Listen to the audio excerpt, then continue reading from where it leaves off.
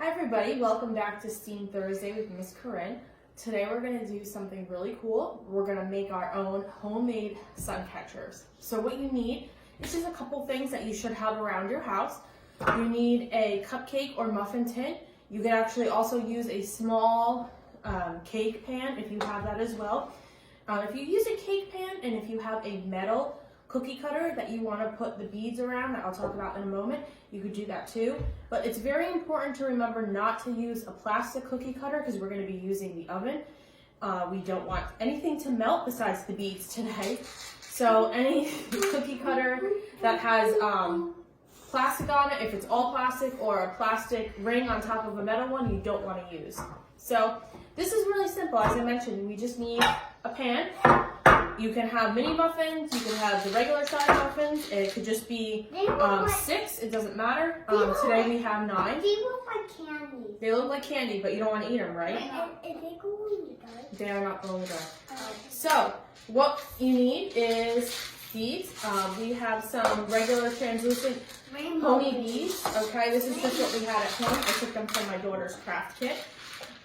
They could be solid color, they could be round beads, it could be any type of plastic bead, doesn't have to be this. I want to put red one with blood. So, what you need to do is decide what kind of design you want to do. So, what you're going to do is really easy. You're just going to place your bead in your muffin tin. In a circle. And you can just throw them in if you want. If you want to do a pattern with colors, you could start outlining the circle. I'm doing green and gold all around. Tommy.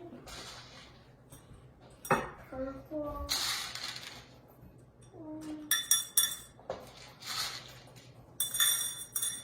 And you don't have to fill every tin in, exactly. Because you know what? How many sun catchers You can do you really want to make? And that's what you decide to do. You can make some catchers. They make more Mars.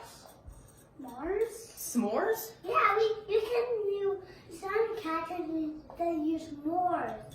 Okay. S'mores? Yeah. So you want to make sure though that your beads are facing up, okay? So the hole that you would thread your string into when you're making jewelry, you want to be facing up. That's the only rule. You can do any color or design. If you want to make a sun, if you want to try to make a picture in the middle of your circle, that would be cool. What are you making?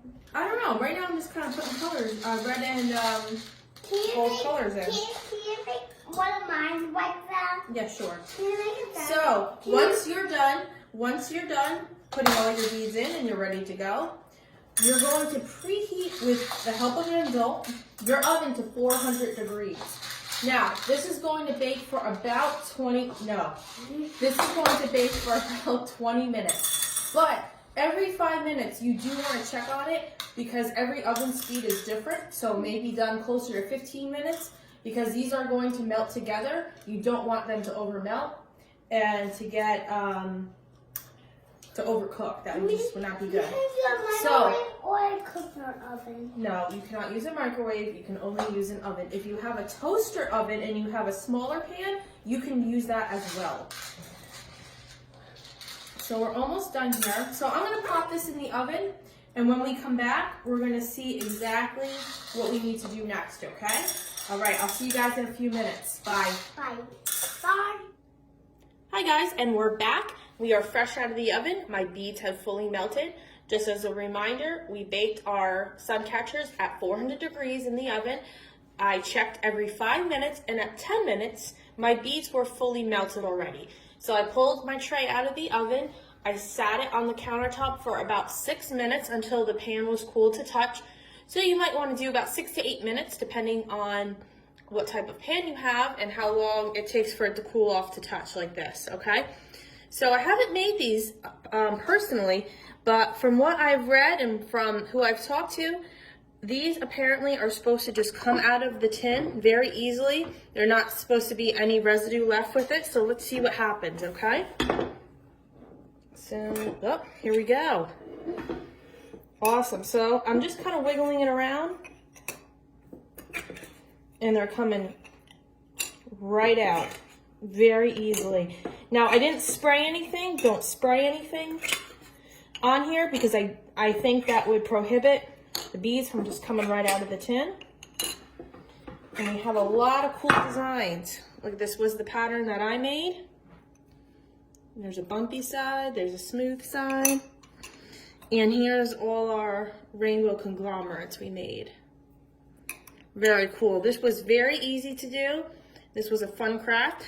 If you actually, this is a good example because a natural bubble has formed. You have a drill at home, you can drill a hole at the top of your sun catcher right here, and you could put some string through it and you can hang it for it to catch the sun and to spread all different kinds of light onto your wall or window. Okay, so thanks for joining us again, guys. This was another great STEAM Thursday with Miss Corinne, and thanks to my special helpers again this week, and I will see you guys next Thursday. Bye.